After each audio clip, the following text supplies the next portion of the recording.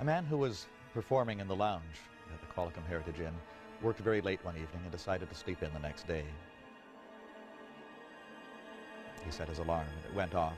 However, he wanted to sleep in, so he was just dozing in bed when suddenly he felt something tugging at his sheets, pulling the sheets right away from him.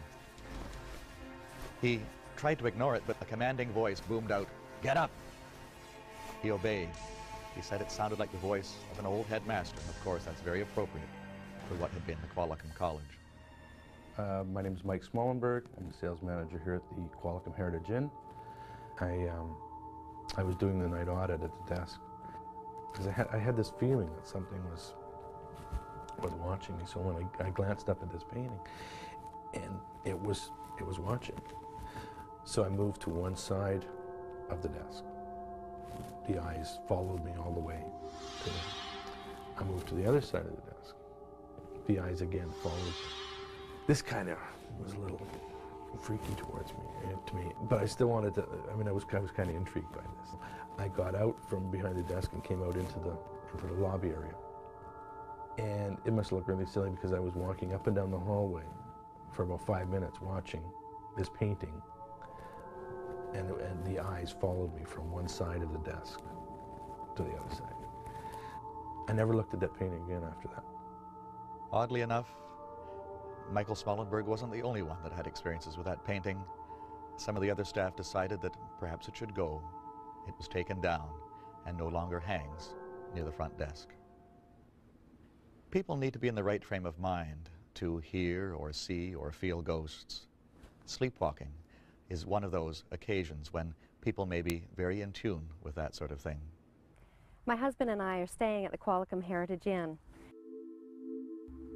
And I go to bed about 11, and I have what I thought was the strangest dream. In the dream, I wake up in the middle of the night and I have a stomachache, so I go and I'm looking to go and find a glass of milk.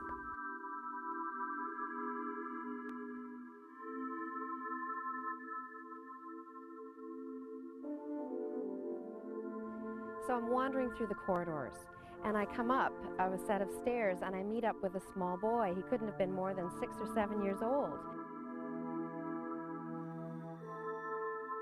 And he walked right up to me and looked at me, and then walked right past me, and I followed him. And I watched him walk literally through one of the doors of the hotel. I opened the door of the hotel and I walk in, and out of the corner of my eye I can see the little boy disappear and see very clearly what's inside. There was a bed with a coverlet, there was an armoire and a fireplace. So I go out of the room and I continue on. The next morning I woke up my husband and I told him about this strange, incredible experience that I'd have with this dream. And he stopped me and he told me something that just chilled me to the bone. He said that at 3 o'clock in the morning he'd got a call from the front desk clerk of the hotel, and they'd asked him to go and find his wife, who was sleepwalking out and about through the hotel that night. When we came down and talked to the front desk, the manager, I was telling her about my strange experience and how we'd been in this room and the little boy that I'd seen. And she told us that this was the haunted room in the hotel, and that quite a few of the guests had seen a young boy walking through the hotel or heard the sounds of crying out and about that same room. Well, I was describing to her what I'd seen inside the room. The front desk manager took us back downstairs, and she showed me a picture of the room that I was describing to her. And this picture was exactly what I had seen that night, with the bed and the armoire and the fireplace. Only she let me know that this was a picture from 40 years ago, when it was the headmaster's room of what had been at that time a private boys' school.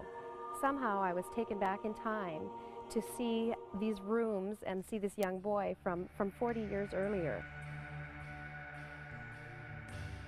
This whole experience at the Qualicum Heritage Inn was not frightening. As a matter of fact, looking forward to going back and perhaps getting another opportunity to see a tour of this amazing building and the way it was even 40 years ago.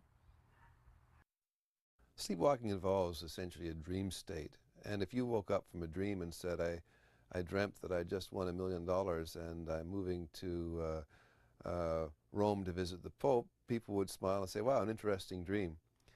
That's about as much confidence or as much accuracy as we should attribute to the reports of sleepwalkers. A sleepwalker is in a state where he or she can't tell the difference between what's going on in the world around or what's happening inside the head. The two are blended together. Yes, the person can walk and avoid objects, but may in fact imagine the objects to be statues or trees when they're really just broom closets. So the report that someone in a sleepwalking state visited some room and could later on describe it doesn't hold much water. You have to be quite credulous to say that a sleepwalker provides a good witness for anything. The Qualicum Heritage Inn is a popular holiday destination on central Vancouver Island. It also has the legacy of the days when it was a private boys' school from the 1930s to 1970. Some of the students who attended the Qualicum College years ago seem to be there still, just wandering the hallways and carrying out their schoolboy daily activities and pranks, just as they did a long time ago.